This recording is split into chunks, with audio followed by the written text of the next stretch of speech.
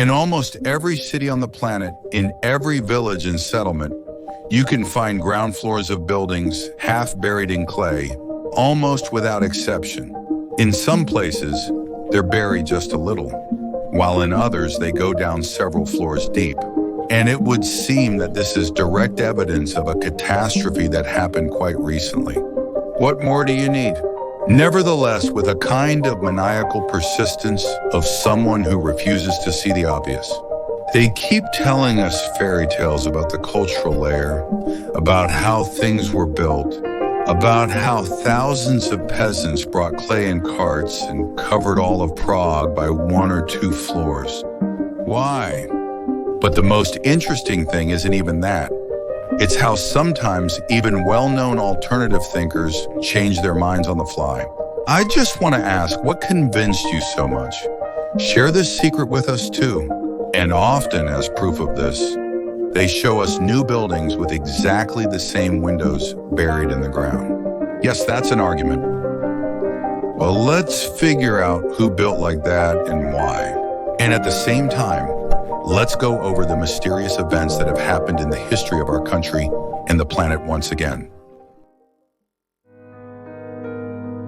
Hello everyone, you're on the Age of Distrust channel with Mikhail Kalmykov. And now I'm going to tell you several different stories that are united by one common theme: buried houses.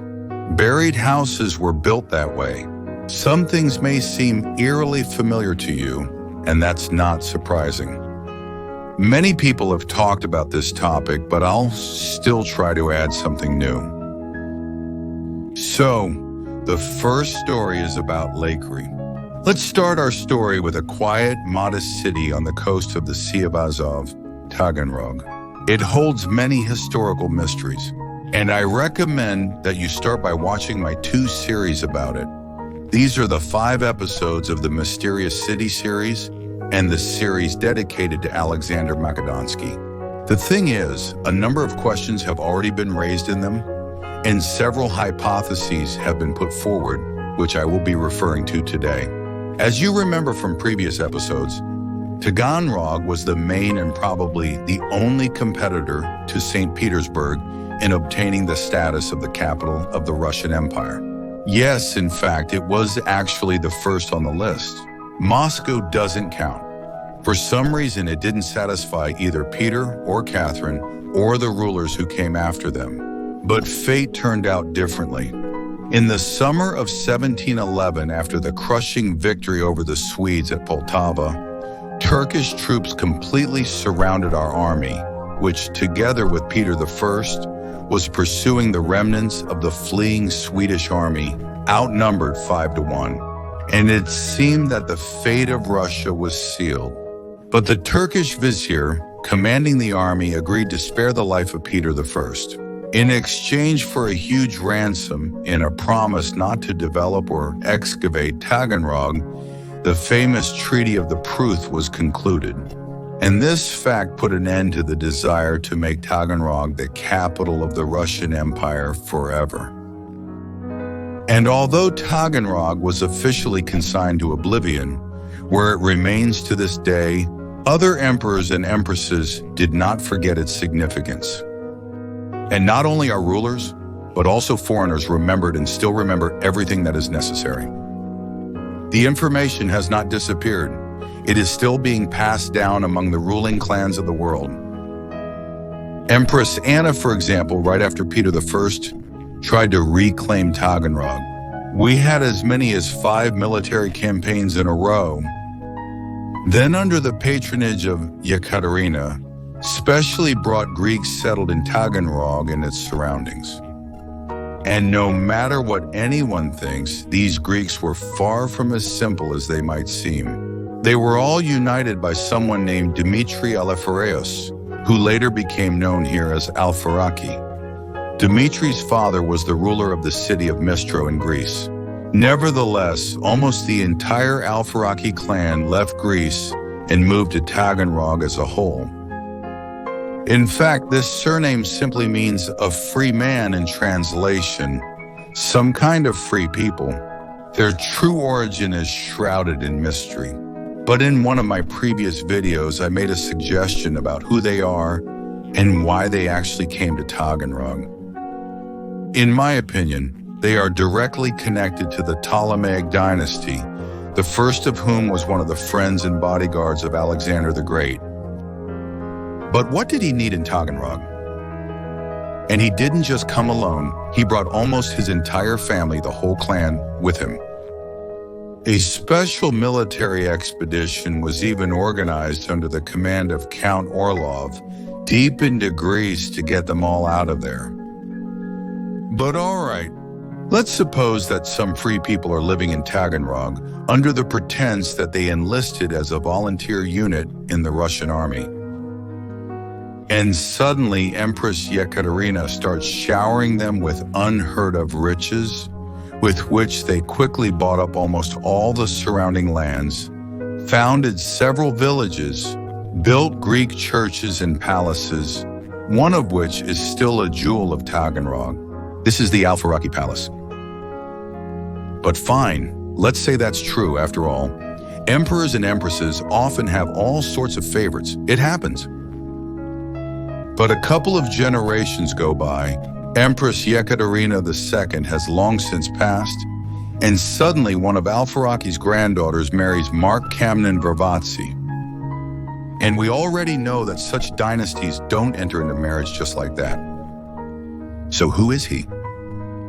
Yes, he seems to be an ordinary nobleman, except that he is a direct descendant of the Byzantine, that is, if we exaggerate, Roman emperors of the Komnenos dynasty, and directly connected to the history of Jesus. According to one of the versions proposed by Fomenko and Nosovsky, Jesus himself was of noble imperial lineage from the family of the Komnenos emperors, and for some reason his descendants ended up in Russia. And suddenly, at the same time, together with the Alfaraki family, amazing. In Taganrog, under a far-fetched pretext, descendants of two ruling clans of great empires arrive. One clan is from the Ptolemies, those who ruled Egypt after the death of Alexander the Great. The other clan is a bit younger, from the Byzantine emperors. And both clans arrive in Taganrog almost at the same time, as if for some kind of gathering, and they stay here, in Taganrog, even though it's far from being a capital. These are, without any doubt, the greatest ruling dynasties on the planet, compared to which the power of the Roman popes, for example, is nothing more than some kind of trendy new sect. Only the descendants of Genghis Khan can compare in greatness to these clans, but surprisingly, they are also somewhere around here, or at least somewhere nearby in Russia. And just a couple of generations later, these two imperial families become related. Obviously, they didn't come here for the great climate or the wonderful paradise-like conditions for living or doing business, especially since they didn't really advertise their origins, as if they're either hiding or guarding something concealed. It's quite possible that the underground city is just as huge or maybe even bigger than St. Petersburg. But so far, no one has managed to excavate it, not back then and not now. They guard it not only in the literal sense, having bought up all the most interesting and curious places as private property, but also in a mental sense. One person from these dynasties interests us the most right now. That's Aleksandr Borisovich Lakier. But let's start with his father. Boris Mark Moritz Lakier was an extremely mysterious figure. His origins are quite obscure. Even the exact year, day, and place of his birth are unclear. That is, he was born somewhere around the year 1780 approximately. The only thing that is reliably known is that he was a German subject of Prussia. But at the same time, he was a Jew who converted from Judaism to Christianity, a so-called Jewish convert, and he had a medical education obtained in Berlin. And basically, that's almost all there is. And this man, first of all, comes to Derbt, which is now the city of Tartu, to the Derbt University. And already on June 29, 1816, he receives his medical diploma there. And already having it in hand, he receives Russian citizenship. The first thing he did was to be sent to the city of Borisovich as a district physician, where he administered smallpox vaccinations on a large scale. They say he personally administered more than 1,000 of them. After that, he was sent to Taganrog as a city physician. An interesting detail is that his route, starting from Derp, then to the Mogilev region, and then to Taganrog, mysteriously repeats the path of the Swedish and Russian armies during Peter's time and the war with the Swedes. It's likely just a coincidence, but an intriguing one. Upon arriving in Taganrog, he also vaccinated people, even without the assistance he was supposed to have according to regulations. In addition, it is reported that he performed 16 surgeries on sick women, and all the surgeries surprisingly were successful. This is especially strange, knowing that he did all this almost immediately after receiving his diploma. That is, before that, he apparently didn't even have any practice, yet the surgeries were successful right away. After just 9 years, he was already the chief physician of Taganrog, the main medical official. And now his signature appears on Aleksandr's death certificate. Quite soon after that, Lakier receives Russian nobility and the position of collegiate counselor. In 1831, he suddenly abandons his brilliant medical career, moves to Moscow with his family, and starts working as a moneylender, that is, as a banker. He lends money at interest. Among his debtors were many noble aristocratic families, for example, the Tuchevs. At the same time, he buys up all the available land in Taganrog and the surrounding areas from the impoverished Greeks who arrived together with the Alfaraki clan. As a result, he became one of the wealthiest landowners in Taganrog, on par with Dmitry Alfaraki. By the end of his life, he wrote a will in which he distributed the promissory notes of his debtors, cash, and property among his sons. In total, according to his will, his fortune amounted to more than 60,000 rubles in cash and promissory notes, not counting real estate. Whether that's a lot or a little is very hard to say. For example, you could compare it to the monetary reform of 1897, 47 years after his death. Or you could take Catherine's gold standard. Either way, these 60,000 plus rubles were equivalent to 50 to 80 kilograms of pure gold of 999 fineness. That is, converted to our modern rubles, from 250 to 450 million rubles. That's almost $500 million, a real oligarch. It's noteworthy that to his first wife, who stayed in Silesia, he bequeathed 100 silver rubles, and to his second wife, who bore him 3 sons, he forbade managing the inheritance left to their children. That was the kind of interesting person Boris Lakier was. Let's go over the main points once again, briefly. This mysterious man appearing out of nowhere, being a nobody, abandoning his homeland, changing his beliefs one after another, gets excellent positions and rapidly climbs the career ladder. And in the end, he personally signs the death certificate of the Russian emperor. And then suddenly he quits medicine, receives a noble title, and starts making crazy money by lending it out at interest. And he buys up land near Taganrog, although in fact he started buying it while he was still a city doctor in Taganrog. But where did an unknown, rootless doctor get so much money? Is it really possible to earn that much as a city doctor and then lend it to the famous noble clans of Russia? If you remember, about a year ago, I released a video called Who Rules Us? Among other things, I talked in it about what the names of our rulers from the House of Romanov actually mean. So, the name Boris Lakier is an even bigger mystery than the mystery of the names of both Catherines, the first and the second. Judge for yourself. His full name is Boris Mark Moritz Lakier. Let's break it down into its components. Boris means a person who fights. Actually, that's where the name Boris comes from. Borba, meaning fight. Mark. Lak is a stylized form of Mars, again, the god of war. Moritz is also derived from Mor, meaning a dark-skinned person, or maybe just dark. And Lakier translates from almost all languages as lacquer, paint, coating, or enamel, after all. So it turns out to be something like a warrior fighting under the cover of the lacquer of darkness, or simply a hidden warrior. So, again, these are not real names and surnames at all. And when he received Russian citizenship, he suddenly turned out to have the patronymic Lvovich. But what does Lev have to do with it? As far as I know, nothing is known about his parents at all. But just remember for now, we'll come back to this character later.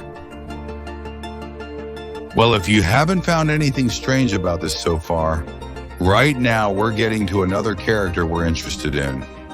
This is his eldest son, and at the same time the executor and guardian of his younger brothers, Aleksandr Borisovich Lakier. He lived only 45 years, but during that time he managed to accomplish a great deal. Aleksandr Borisovich Lakier was born in 1824 in Taganrog. In 1835, at the age of 11, he moved with his father to Moscow, where he entered Moscow University in the Faculty of Law, which he graduated from in 1845 with a gold medal.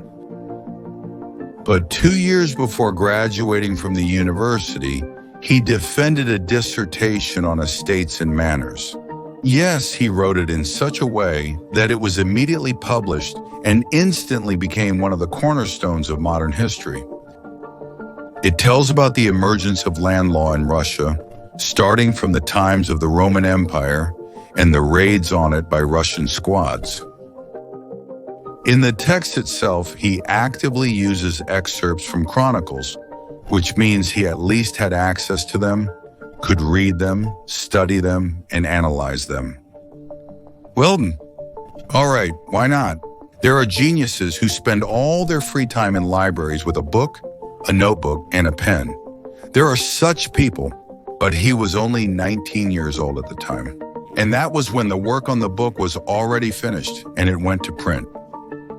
And judging by its content and the amount of information he went through, he must have started it at least 3 years before that. He reread a huge amount of archival materials and ancient chronicles and did a detailed analysis of them. Some, even modern historians, could spend decades on this. And this brilliant man was only about 16 years old at the time.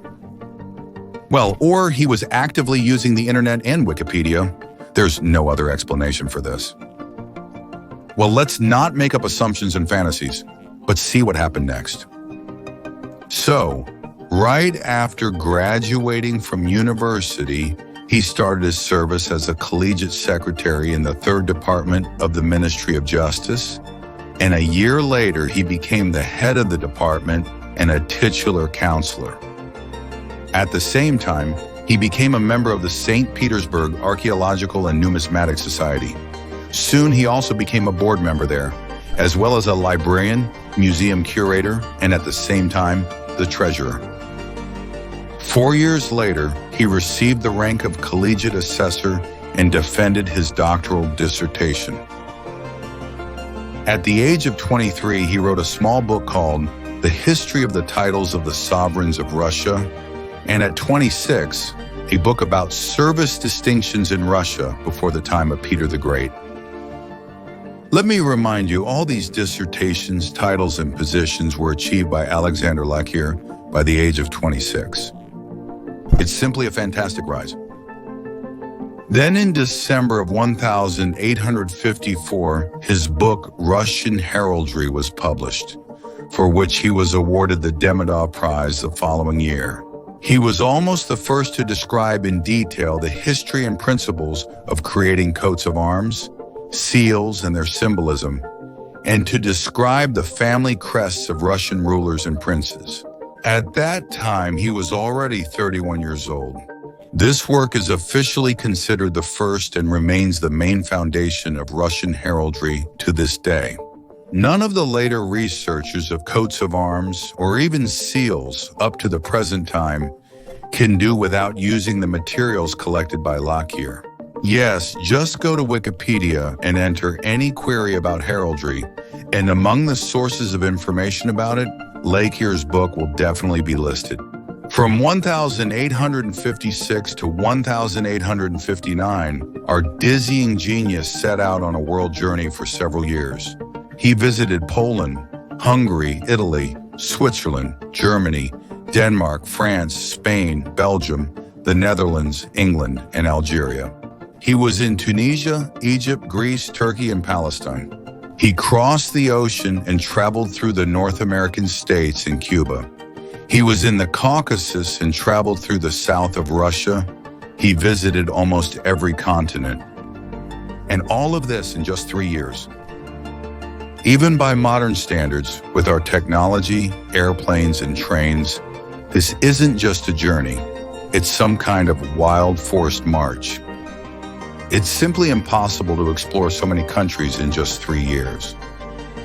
Well, unless you know exactly where you're going and the specific address, and you're not interested in any other places in that country at all. However, we've already encountered this kind of crazy race before. In the video Permian Extinction, I talked about how, under a similar respectable pretext, 4 famous English gentlemen rushed through the territory of our western Siberia at wild speed, through impassable roads, flying through forests and swamps as if they were on an airplane. Officially, their goal was geological research, but in reality, it looked more like reconnaissance after a disaster. For more details, watch the video, Permian Extinction.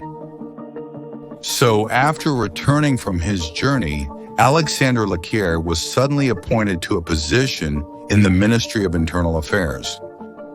And by some lucky coincidence, he almost immediately marries Elena Markovna Kamnena-Vervatsy, who in turn was the daughter from the marriage of Sofia Alfaraki and Mark Kamnen-Vervatsy. That is, in this way, he became related to both clans, the Alfarakis and possibly the Ptolemies and the Komnenos Byzantine emperors. Interesting story, isn't it? Such marriages are considered dynastic and don't just happen by chance. But even this isn't where the dynastic coincidences end. The son of Aleksandr Borisovich, Ivan Lakier, married a certain Ekaterina Paleolog, thus becoming related to 2 imperial families at once. These are the last Byzantine emperors, the Paleologs. And in a way, even with Ivan the Terrible, who also married a woman from this family, Sofia Paleolog. Meanwhile, since Aleksandr Lakier's new wife also happened to live in Taganrog, Aleksandr himself finally returns to his homeland, to Taganrog, and settles in the estate of his wife, Elena Kamnena-Vervatsy. Today, this is the village of Zolotaya Kosa. Here, the so-called Zolotaya economy is also established. Lakier, that is, a completely autonomous settlement with its own gardens, its own production, fully providing itself with everything necessary. It even owned a small brick factory that produced bricks. But for what purpose? And now, finally, we come to the famous Lakier Castle. Take a look. This castle is one of the well-known landmarks in the vicinity of Taganrog. It is believed that it was built by Aleksandr Borisovich Lakier himself, but that's not true.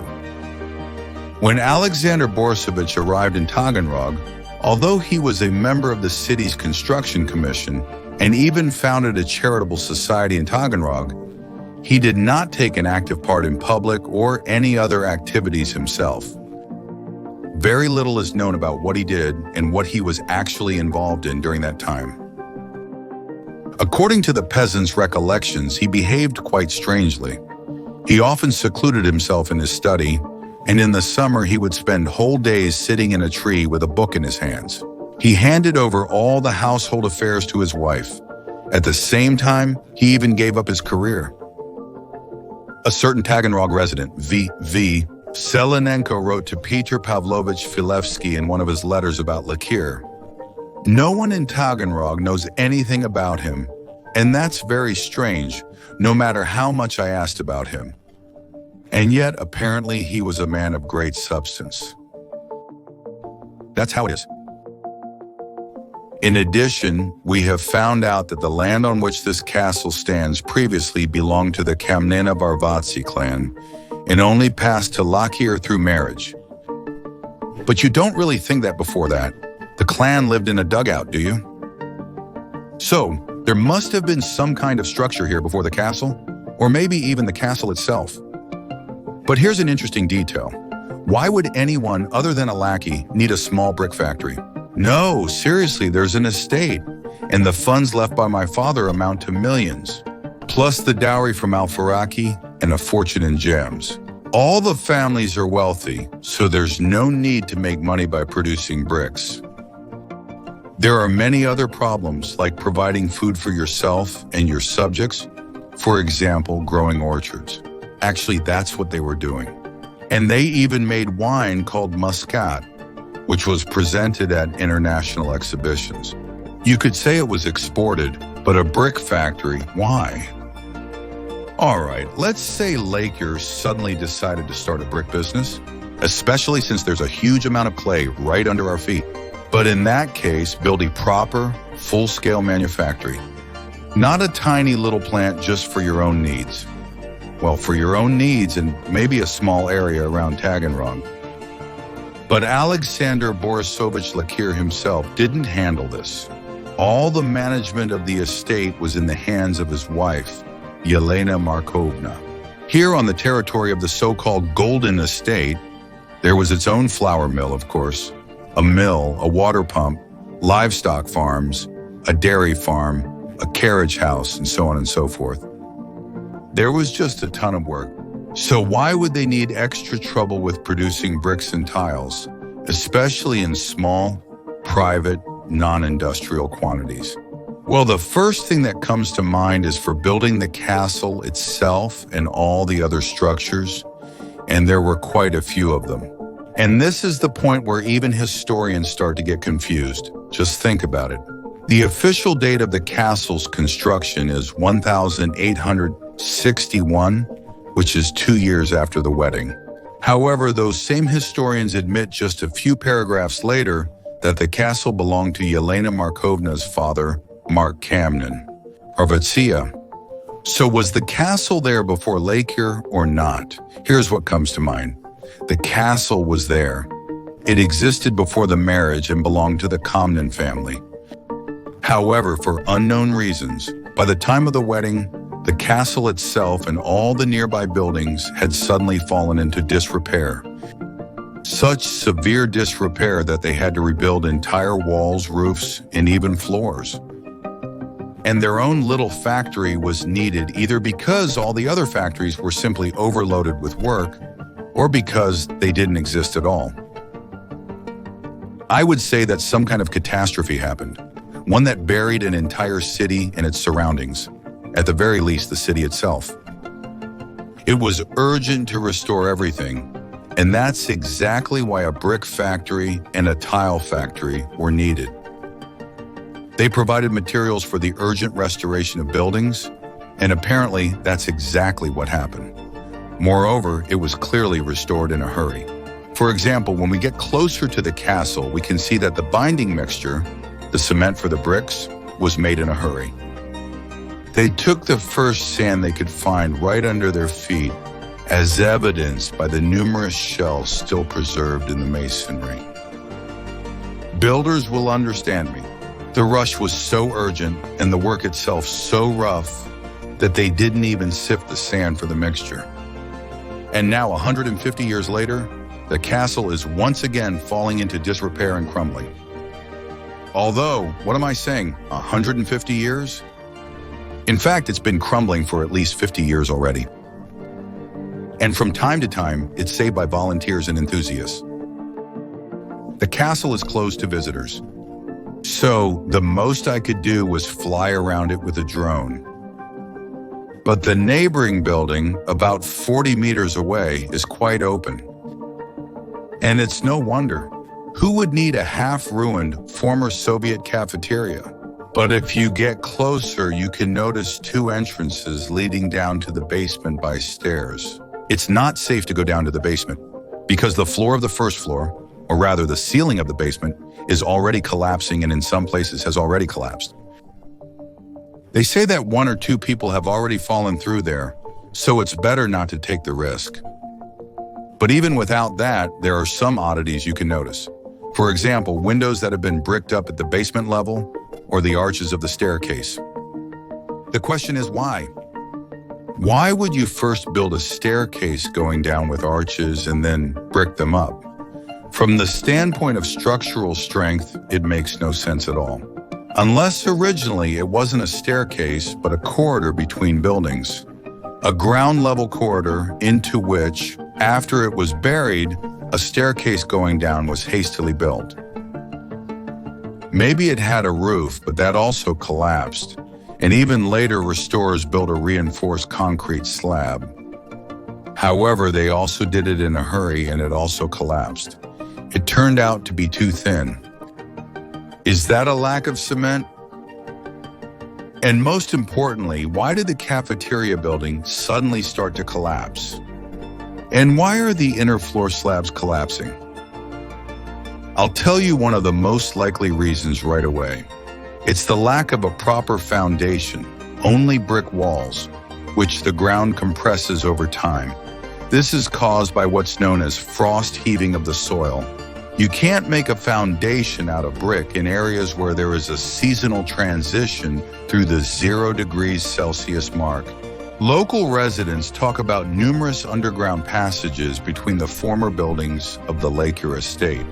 But tell me, please, why would anyone build an underground passage between the castle and, say, a warehouse? Which is what the Soviet canteen used to be, and which is literally just 40 meters from the castle. Why go to such trouble? Yes, there's no need for that unless these so-called underground passages were once just covered walkways between the buildings. That would also explain the presence of window openings in them, which were later bricked up. In other words, we can safely assume that between 1,850 and 1,860 at the very least, another layer of clay covered the planet. By the way, maybe Lakier's frantic journey wasn't a journey at all, but an escape. And his return almost coincides with the abolition of serfdom.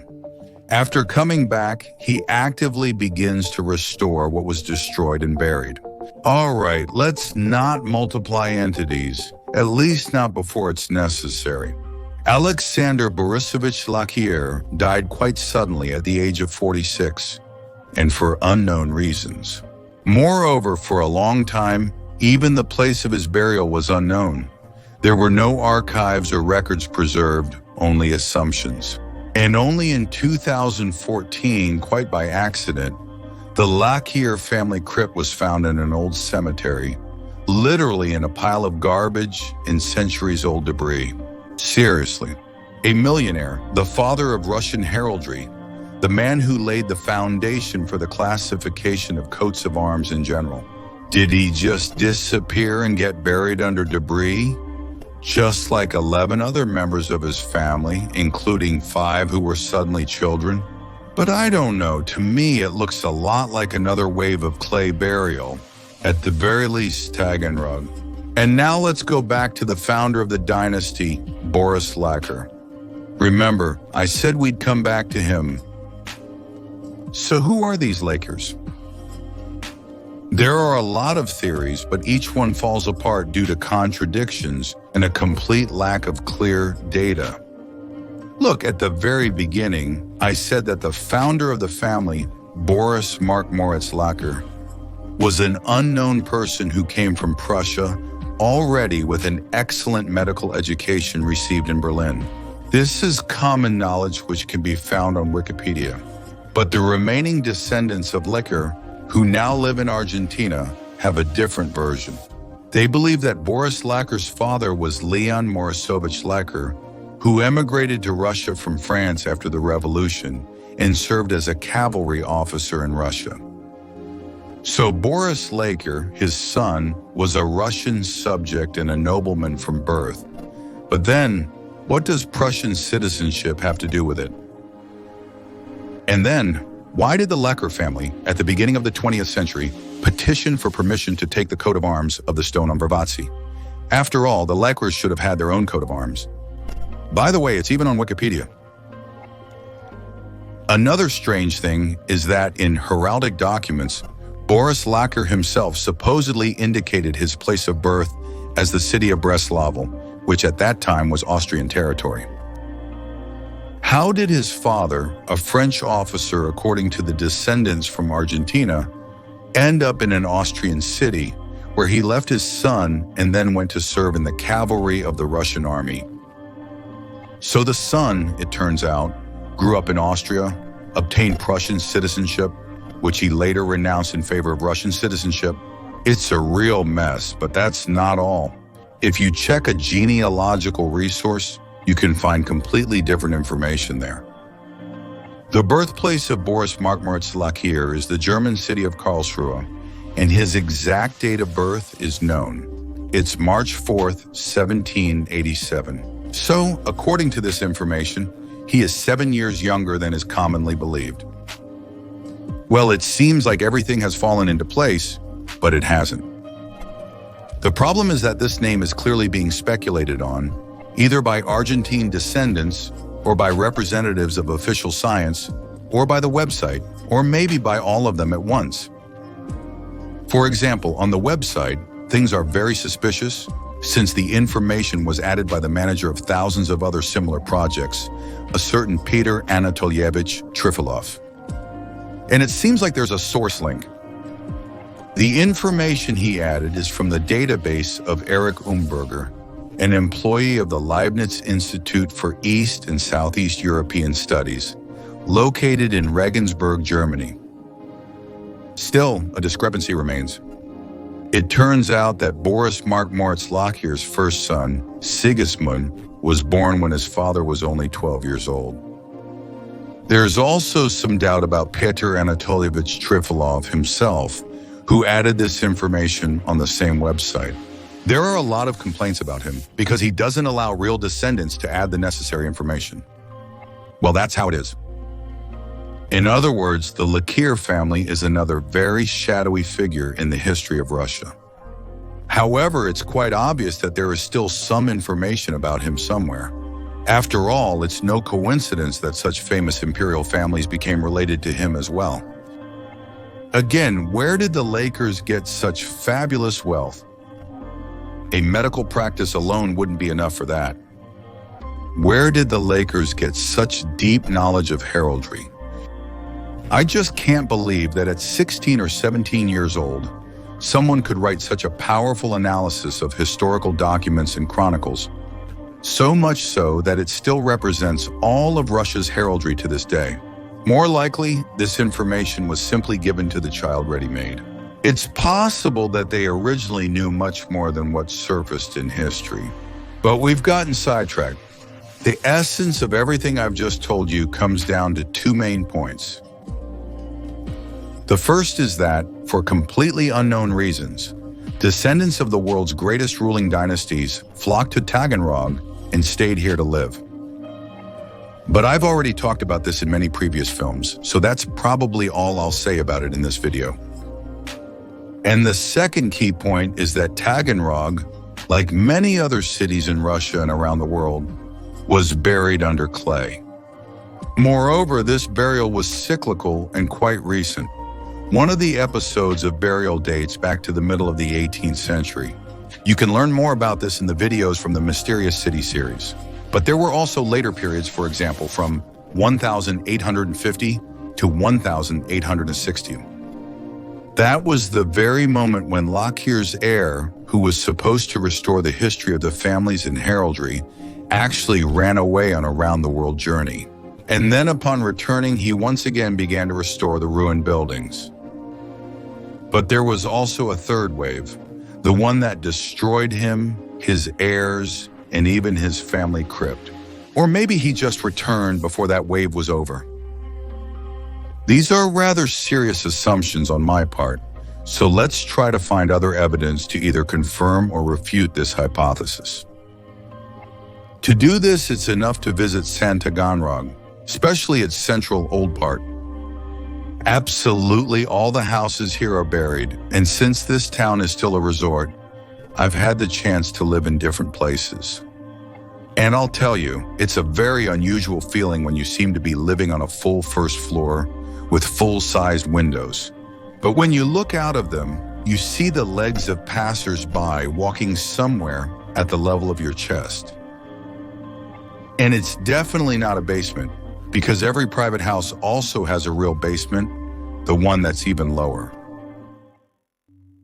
Story 2. In the winter of 2018, at the end of February, a landslide occurred on one of the streets of Taganrog. Taganrog is sinking, according to surprising local headlines circulating online. Well, it was more like a collapse caused by water. Sand and clay were washed out from damaged pipes along one of the streets. The city sewer line ran there. One of the pipes, or maybe several, had become so worn out that the water simply washed away all the soil, and the asphalt, which no longer had any ground beneath it, collapsed. That happens. So it didn't really surprise anyone. However, pay attention to the following points. First, the length of the collapse was almost a kilometer, meaning the failure didn't happen at a single specific leak point. No, the ground collapsed along the entire length of the sewer. To explain this solely by saying that water and air supposedly penetrated through cracks in the asphalt and corroded the pipes lying at a depth of 5 meters or more. Well, something like that. The second one, the depth at which the sewage pipes were laid was, even at a glance, more than 5 meters. But still, in the photo, it's clearly visible that the collector concrete pipes run through the middle of the collapse at a depth of a couple of meters, which, by the way, complies with the Taganrog building codes. And those very iron pipes are lying much deeper. And most importantly, water kept flowing through those lower pipes. They weren't shut off, unlike the other pipes, the ones above. Although I took the photos several weeks after the accident, third modern pipes in new buildings are laid at a depth of about 1.5 meters, which again complies with the building codes. Yes, here is a photo from the site of the Taganrog new buildings, which, by the way, are located just a kilometer from the collapse site. The pipes are not laid deep. And in general, does it even make sense to bury the pipes so deep right under one of the main streets, right under the road, not along it, but under it? And how much time would it take for thick iron pipes to corrode? And not just in one spot, but along the entire length. A year, 250. But in those years, there were only 1 or 2 story houses here. Fourth, the buildings along which this collapsed structure lies are pre-revolutionary. The tallest houses there are 5 stories high, with only 3 such houses in total. But for the most part, these are 1-story houses, the so-called Jacti. These are the very ones with half-buried first floors and deep, unexplored basements. And this main road goes straight from the old city center. That means for 5 kilometers up to it, all the way to the port, there are only 2-story houses, exclusively. And when digging this main road, did they have to connect the sewage system to each of the single-story houses themselves? Dig down 5 meters deep, tunnels, or what? Well, let's say I'm exaggerating. Indeed, sewage pipes can run at any depth and be of any size and shape. So why am I forcing things and leading Sova to think that something is wrong here? What's the point? There's a master plan, a water supply and sewage scheme for every city, including the city of Taganrog. If you dig around, you can find it. In fact, here it is. It's not in the best quality, but everything you need is visible. Here on the diagram is this section, the one that collapsed. It's marked in red, which means that the sewer pipe in this place is gravity-fed without pressure. And yes, indeed, in the photo, you can see that this concrete pipe lies at a depth of about 2 meters. So everything is fine, but below, at a depth of almost 6 meters, there is another pipe. That's the one that burst, and water was still coming out of it even weeks after the collapse. You might say, well, there it is, it's on the diagram too. But actually it's not. The second line is drawn with a blue dashed line. This means, first of all, that this line carries clean water, and therefore, by definition, it should be located above the sewage line. And secondly, the dashed line indicates that this is just a planned line. In reality, it doesn't exist. So according to the plan, there's only one sewer line here.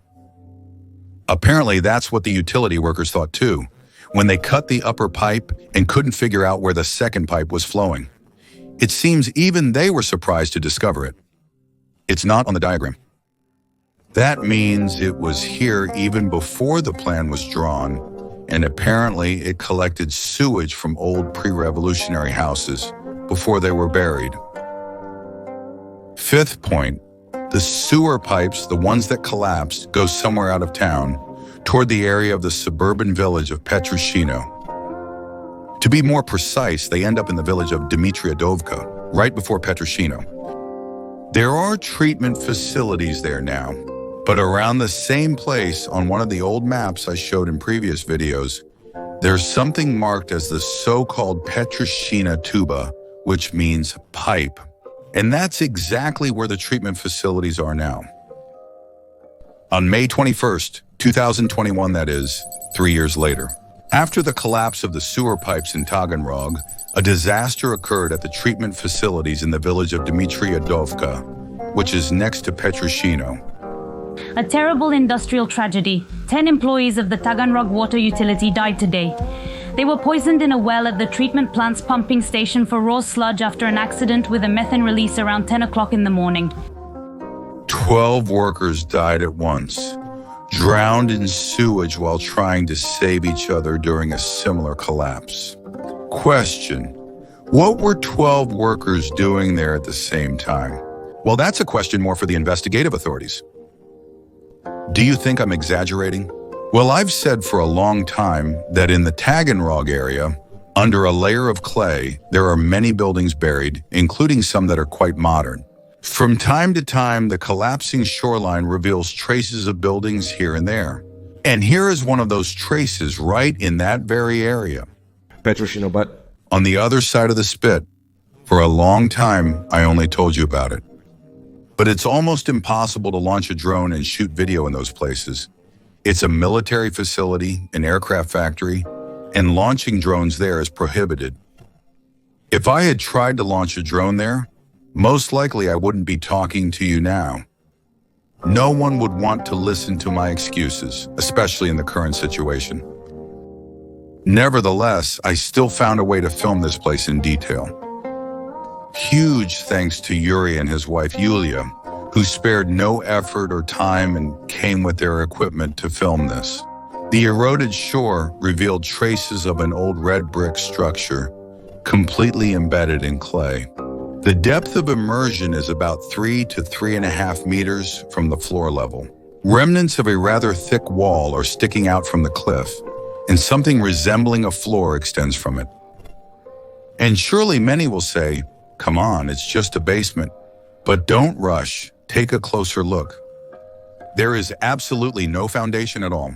The bricks are lying directly on the ground, just like the so-called floor, which is made from broken rubble stone into a fairly level platform.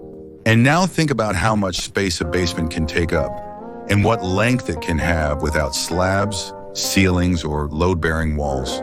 It's unlikely to be more than 20 meters. And even 20 meters is already a critical distance from the point of view of structural mechanics. A standard reinforced slab is usually 6 meters long, very rarely 10 or 11, and if it's longer, then it's a specially designed monolith with heavy reinforcement, carefully engineered from a technical standpoint. But that's not the case for us. In our case, the so-called basement floor, if you can even call it a basement, stretches for dozens of meters without any transverse load-bearing walls. We roughly counted more than 150 meters, and that means one of two things. Either there was a gigantic building here, which would have been an engineering masterpiece, especially since it was practically without a foundation, or it was just an ordinary street, like the many that still exist today, paved with hewn stone and covered with asphalt, without any serious groundwork, which for some reason is now at a depth of 3 to 4 meters, and in some places rises up to half a meter. I think that in this way I have proven that Taganrog was at least partially buried, and quite recently at that. But how could such a fact have been concealed? Well, for that, we'll probably have to leave the vicinity of Taganrog and see what's happening in other cities. Well, for example, in Moscow, Story 3, Moscow. Who among the alternative historians hasn't mentioned it? For example, about the underground floors of the Bolshoi Theater. If I'm not mistaken, it was the chairman of the S&T, but he didn't talk about the buried floors of the Polytechnic Institute. Only the lazy haven't. So basically everyone. Basically, we could end it here, but let's go somewhere no one has gone before. Beyond the Garden Ring, a bit further, towards Poklonaya Hill, where the famous Moscow Triumphal Arch stands, erected in honor of the great victory over Napoleon's troops. By the way, here's an interesting detail for those who don't believe that history gets rewritten. Originally, the arch was built in 1834 and stood not here, but on Tverskaya Zastava Square. For some reason, it was dismantled in 1936, that is, 5 years before the Great Patriotic War, and stored in pieces. And only in 1968 was it placed in its current location, that is, already during Brezhnev's time. And although our film is not about this at all, it is worth noting that the modern placement of the Triumphal Arch on the Minsk Highway, that is, on Napoleon's supposed route to Moscow, but the original location was at the Tverskaya Zastava, which is now the Leningrad Highway. So does that mean the enemy or the victor was coming from St. Petersburg? Well, that's something. In the end, I chose the Triumphal Arch not to talk about it, but to show what's behind it.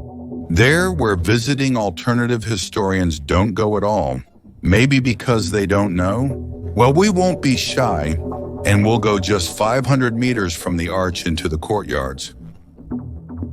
Along the way, we'll have to walk past the Stalin-era buildings on Kutuzovsky Avenue near Poklonaya Hill.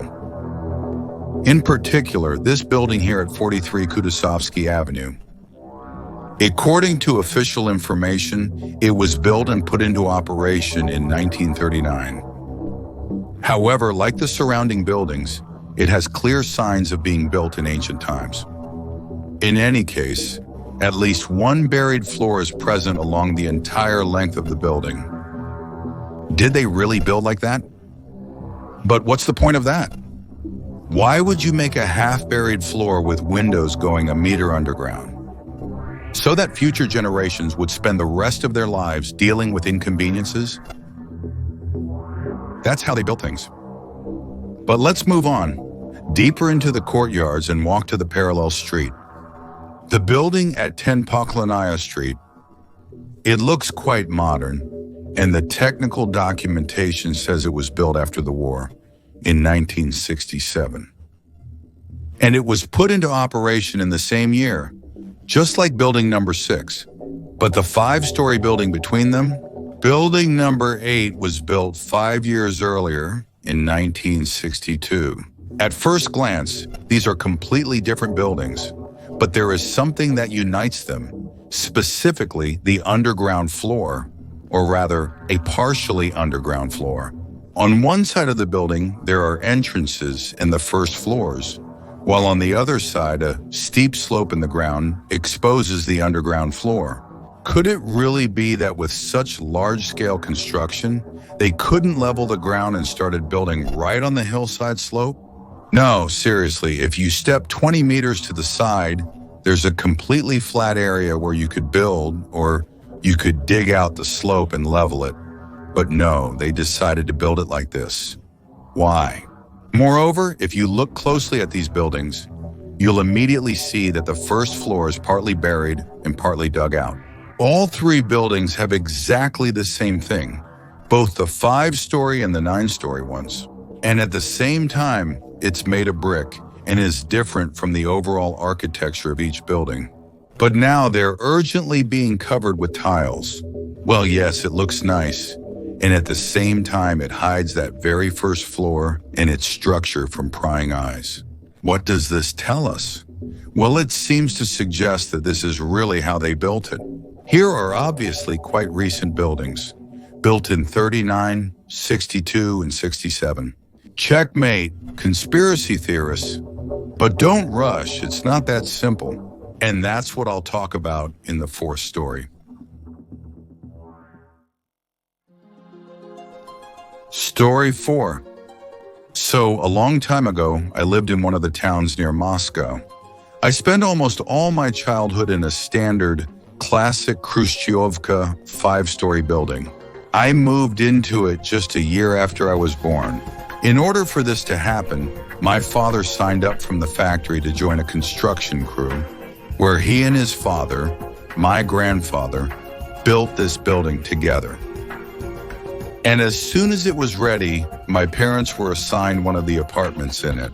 I never had any doubt that my childhood home, the one I grew up in, was completely new. Not even in my thoughts. We were kids playing around the house, climbing into the basement, and only many years later did I start to have suspicions, so I went digging through the archives. Over time, my doubts turned into certainty. The thing is, next to every entrance in my building, on both sides of the doors, there were buried windows leading to the basement. The windows were real with glass panes. In front of them, there were dug-out pits like underground balconies so the windows could be open. The basement itself consisted of many rooms, which the residents divided among themselves to use as storage spaces. Is that strange? For a 5 or 6-year-old child, there's nothing strange about that. As long as there's a place to walk, play with friends, play war games, jump around, and climb. Only now am I starting to realize that these pits and underground windows were getting in everyone's way from the very beginning. From the very moment the building was constructed, the residents tried to deal with the inconveniences. At first, they surrounded these pits with several rows of bricks, then eventually covered them with slabs. But after a couple of years, the slabs would become unusable and collapse. Then in their place, new ones were built again and again. They tried to completely seal them up, but it was unsuccessful. They still kept collapsing. There was water in the basement from the very beginning of the building's construction. They finally managed to deal with it just recently, 20 years ago. And this is despite the fact that the house itself was designed excellently with a safety margin that would last for decades. But at the same time, from the very beginning of construction, someone made a fatal mistake by installing basement windows. Was this mistake really in the plan, in the project from the very beginning? Why? But my building wasn't the only one built according to this standard design. An entire block was filled with identical 5-story buildings. And that's what I thought my whole life. But it turned out that wasn't the case. Yeah, on the surface, they all look the same, made from the same silicate brick. The families of the builders still live in them. But upon closer inspection, it turned out that such entrances with basement windows are only found in 2 houses, mine and the neighboring house across the street. But the rest of the houses of the same design, although they have ventilation openings leading to the basement, do not have any full-fledged windows with entrances like that. It gets even more interesting. When I looked into the basements of the houses that don't have these entrances, I was surprised to find 2 things. First of all, there were no basement rooms in them. There was just one continuous basement without a single brick wall along the entire length of the house.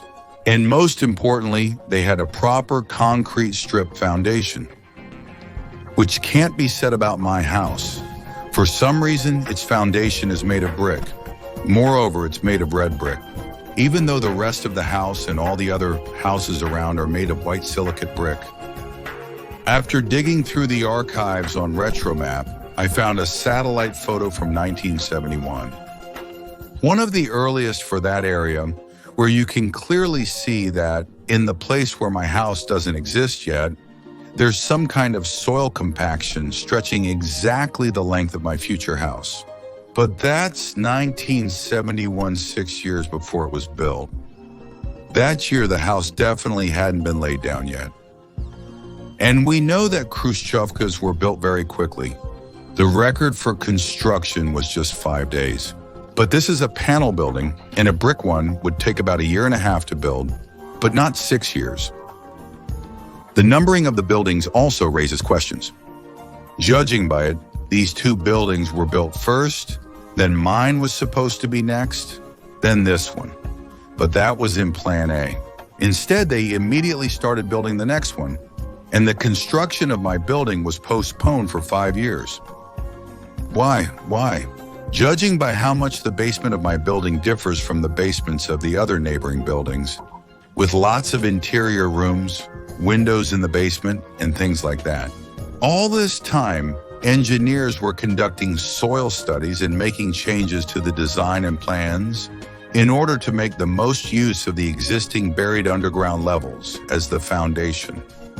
I don't have any other explanation. If you do, write it in the comments. Why could this have happened? Besides, I still remember from my childhood how the rails of an old mining narrow-gauge railway for carts ran literally 5 meters away from our houses. These rails are still there, but they've been covered with asphalt and turned into a pedestrian path. What were these rails doing there? Over the years, the area between our two houses started to sink, as if there are some voids underground. Now the sinking is visible to the naked eye. All of this eventually led me to a single thought. In the early and first half of the 20th century, many standard houses were built on the ruins of buried buildings from the previous era, using them as a foundation. That's why there are strange basement windows whose purpose is unclear, and semi-basement rooms used either for storage, shops, or something else. Next to them, other, exactly the same buildings were often constructed, but with a proper foundation, so that from the outside it would look like a uniform development. I'm sure each of you, if you look around your city or in the basements of your own seemingly new houses, will find something similar. And exactly the same thing was done by Lakier and Al-Faraki in Taganrog. They restored old houses when possible, or built new ones on top of them, using the old ones as foundations. So now I'm firmly convinced of two things. First, yes, that's really how they built. And second, they built that way because they simply couldn't do it any other way. The surviving basement rooms had to be used somehow, both now and in the future. They left similar windows and pits so that it would be possible to freely enter inside, bypassing the entrances and basements. For example, if a store or, say, some kind of office was supposed to be located in the basement. Well, that's all for now, to be continued.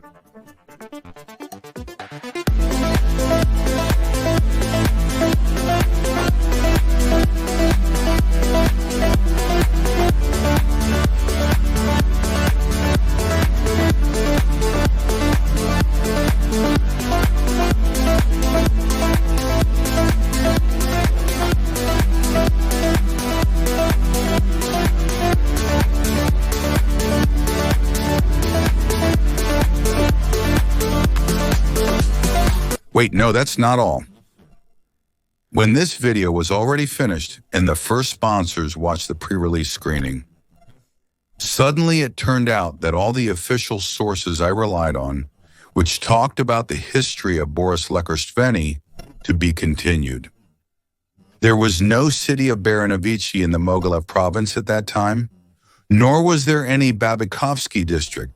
However, there was a city called Babanovichi and the Babanovichsky district. It sounds similar to both Baranovichi and Babikovsky district. For some reason, everyone immediately made a fatal mistake. But why? What's the point of such a substitution? Did all the sources suddenly go blind at the same time? Or is the name Bobanovici really that hard to pronounce? However, if we adjust Lakier's route to this place, to Bobanovici, then his path completely matches the road of the Swedish army, step by step. And a stop in the Bobanovich district could have allowed Lakier to visit by chance. For example, the site of the Prelesnaya battle, which preceded the Battle of Poltava and was located just near Bobanovici. That's all now.